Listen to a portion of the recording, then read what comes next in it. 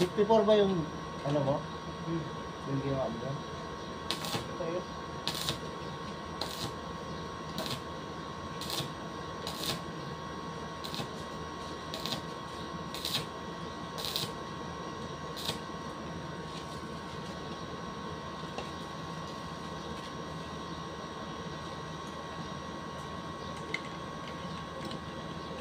Gawa ko ng patungan ko na. Ayun o, kunin mo yung kukulamber na yan. Dito.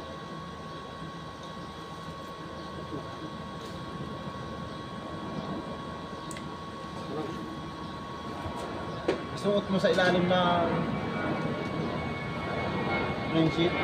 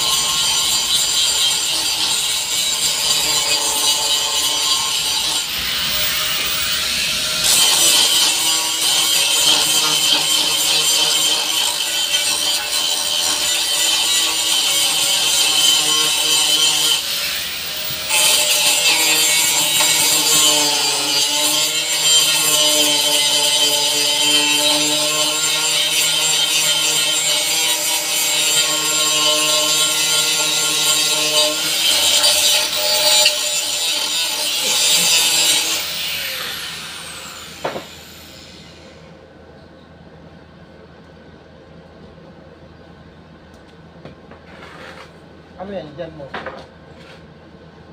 Ay, ano ako dito.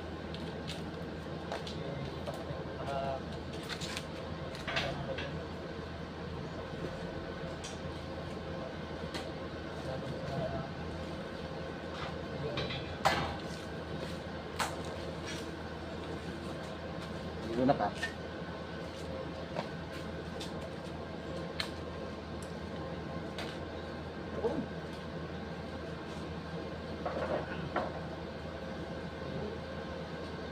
Video.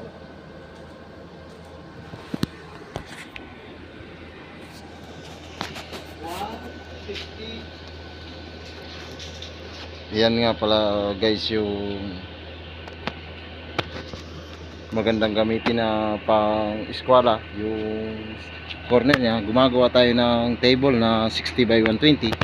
Ito po pala yung ginawa natin na pang eskwela, ano niya, magnet wheel kung tawagin to, magnet wheel pang eskwela. Magandang gamitin siya kasi kantong-kanto siya sa corner. Yan, dapat laging bibili kayo 4 na piraso para pag binuo mo siya, para pareha sila pag sinukat mo siya sa gusto nyong sukat. Ayan, yan yung magnet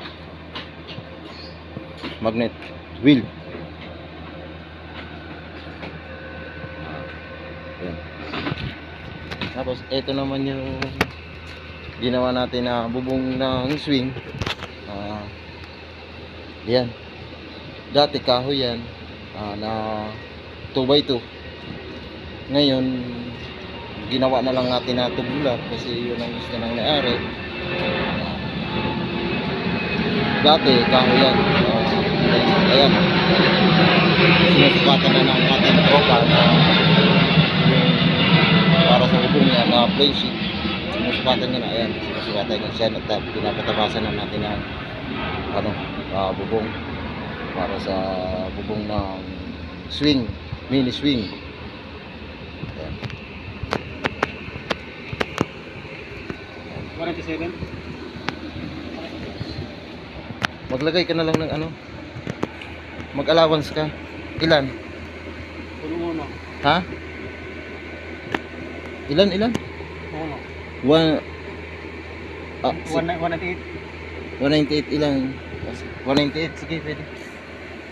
Aw! Tutupit tayo ng uno. Oh, sige, tama na yan, 198. Okay na yan. 198 na. Ano, nakating mo na? Anong ginamit mo, gunting? Mas malapad yung tira niya, ano?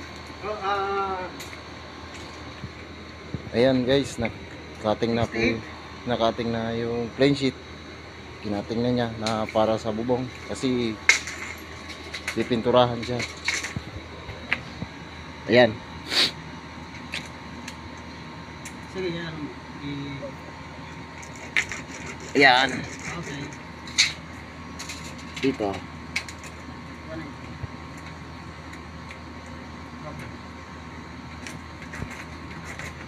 Okay. Ayan. Tapos pag na ano mo, i-actual mo dun siya ng ano, Oh, itapal mo dun, tapos dun mo gugupitin siya. Pwede mo na kumain ako. Dun mo na siya ano. Okay. Yan guys. Tinatrabaho na ng ating tropa yung para sa bubong.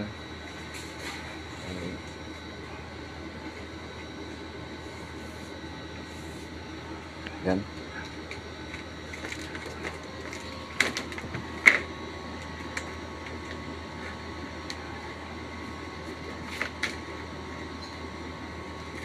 May allowance ka dyan ano? Oo.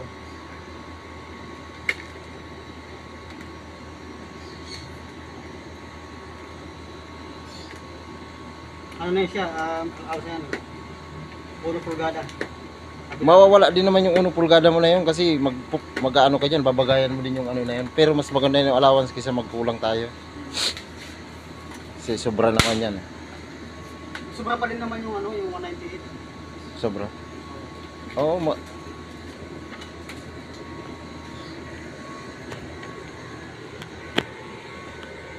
ito nga pala yung swing na ginawa natin nung nakaraan. Ayan.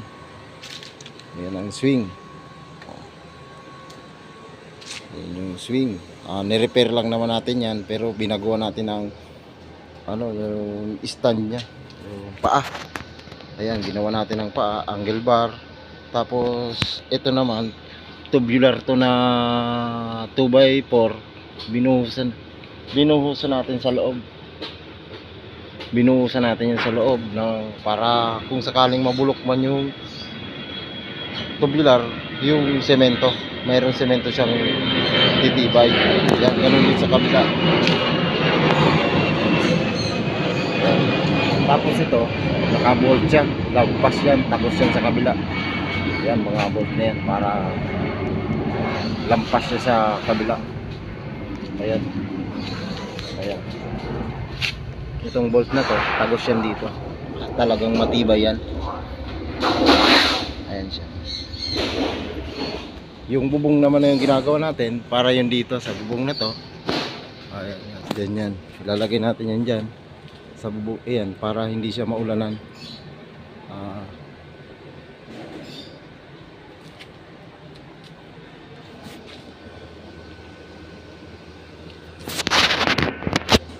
Ito na. Ayan, pinaturn na natin. Ayan, pinaturn na po ng tropa natin yung plain sheet. Diyan niya na yung gugupitin. Mas maganda i-actual nyo. Kasi okay lang naman. Kasi tama naman yung sukat. I-actual pa rin para less na yung mali. Kasi pasukat-sukat lang sa diagonal. Kung ano, kung magkamali, sakto lang yung materialis natin na in-order dyan. Yan. Gawa na siya. Mamaya, i-aakit na namin yan sa bubong. Itataas na namin doon pag nalagyan na namin yan na bubungan. Guys, okay na yung bubong ng swing. Pininturahan na ni tropa. Ayan.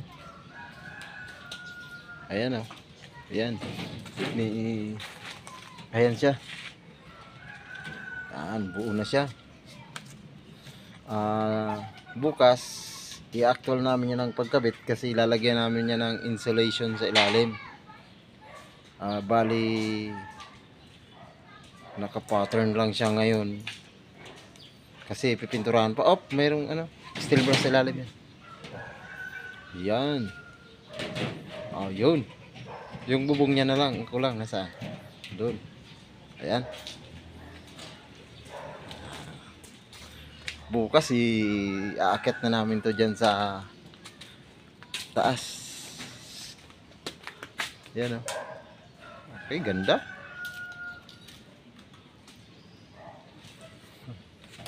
Yo, no? Yan. Baka baliktad. Hindi kaya? Baka, yan, ganyan. Yun.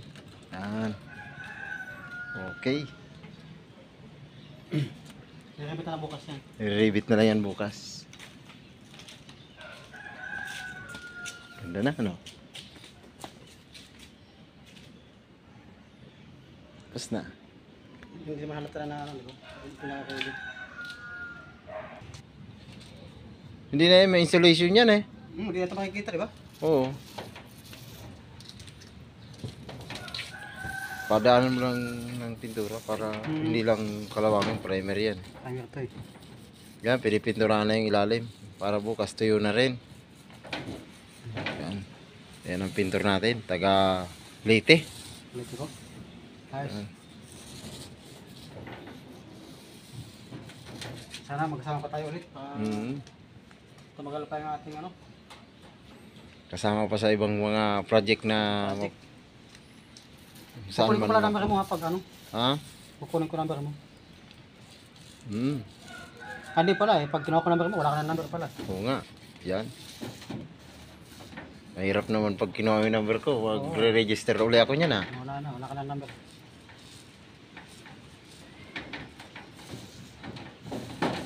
Yan o. Okay na. Pinturahan na po, guys. Okay. Ang kulang na lang nito ay itatakip namin doon sa taas. Tapos, doon natin nilipat.